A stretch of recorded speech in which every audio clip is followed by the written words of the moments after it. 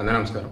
నిన్న చిప్స్ ప్యాకెట్లో ఉన్నటువంటి ఒక ప్లాస్టిక్ బొమ్మ డైరెక్ట్ గొంతులోకి వెళ్ళటం వల్ల ఫర్హాన్ అని చెప్పేసి ఒక 5 సంవత్సరాల బాలుడు ఫోటో 5 ఇయర్స్ మధ్య చనిపోయాడని చెప్పేసి క్యాటిస్ట్ ఏపీ ఛానల్లో ఇచ్చారు.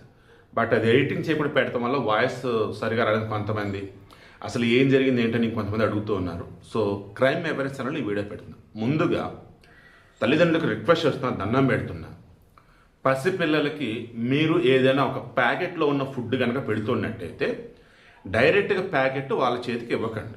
ఓపెన్ చేసి మీరే దాన్ని ఒక బౌల్లోనో ఒక ప్లేట్లోనో పోసేసి అందులోనే చిప్స్ సంథింగ్ మొత్తం జాగ్రత్తగా పక్కన పెట్టి వాళ్ళకి తినమని చెప్పండి.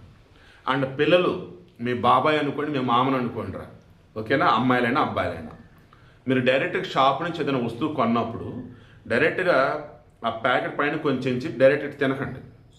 ఒకవేళ ఇంటికి తీసుకొచ్చి కట్ చేసి ప్లేట్లో పోస్తేనే ఓపిక లేదనుకుంటే ఏంటి, కొంచెం నోట్తో తీస్తారు కదా, ఆ లోపల ఏదైతే మీరు తీస్తున్నారో అది ఏంటో చూసి నోట్లో పెట్టుకోండి. నిన్న ఈ ఫర్హాన్ అనే పిల్లాడు వాళ్ళ అమ్మ నాయన వచ్చేసి అల్తాఫ్ అండ్ సానియా, వీళ్ళది మన అనంతపురం జిల్లా గుత్తి ఉంది కదా పట్టణం, అందులో కోట వీధి. ఈ అల్తాఫ్ సానియా దంపతులకి ఫర్హాన్ అనే పిల్లోడు ఒకే కొడుకు అంటే పాపం. ఆ పిల్లోడు షాప్ నుంచి చిప్స్ తెచ్చుకున్నాడు. మన దరిద్రం ఆ చిప్స్ కురుకురైన తొక్క తోలు ఏదైతే ఉందో ఈ మధ్య సేల్స్ కోసం ఆ పిల్లలని అట్రాక్ట్ చేయడం కోసం వాటిలో ఏం చేస్తున్నారు, ఈ ప్లాస్టిక్ బొమ్మలు పెడుతున్నారు. దాంతో పిల్లలు కూడా ఏంటి, నాకు ప్లాస్టిక్ బొమ్మ వచ్చింది, నాకు 2 వచ్చాయి, నీ బొమ్మ అలా, నా బొమ్మ బాగుంది, ఇలా పాపం తెలిసి తెలియకుండా చిన్నపిల్లల మైండ్ సెట్ అలా ఉండిపోయింది.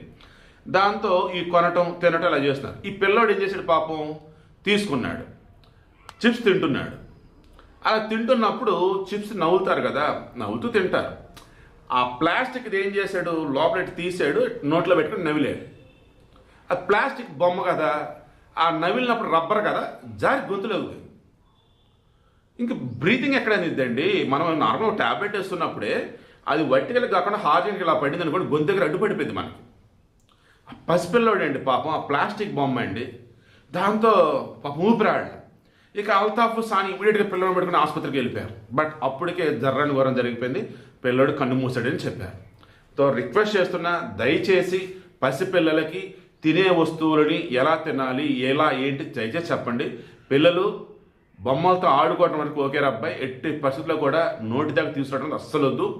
రీసెంట్ టైమ్స్లో చాలామంది పిల్లలు తెలుసో తెలియకో గోళీలు, తర్వాత వచ్చేసి మన కరెన్సీ కాయిన్లు, బటన్స్, ఇలా పాపం చిన్నపిల్లలు కదా, తెలిసి తెలియక గబక నోట్లో వేసుకొని చప్పరించడం లేదా నోట్లో వేసుకొని మింగటం ఇలా చేస్తున్నారు. దయచేసి జాగ్రత్త. అలా కనుక జరిగితే హాస్పిటల్ కానీ వెళ్ళే ముందు ఆ పిల్లల్ని తలకిందులుగా పెట్టండి. తలకిందులుగా పెట్టి ఆసుపత్రికి వెళ్ళి పరిగెట్టండి. తలకిందులుగా పెట్టి హాస్పిటల్ పరిగెడుతున్నప్పుడు లోపల నుంచి బయటకు వచ్చే ఛాన్స్ అనేది ఉంటుంది. ఇప్పుడు నేను చెప్పింది మరలా ఎక్స్పర్ట్స్ని అడిగి ఫాలో అవ్వండి, ఓకేనా.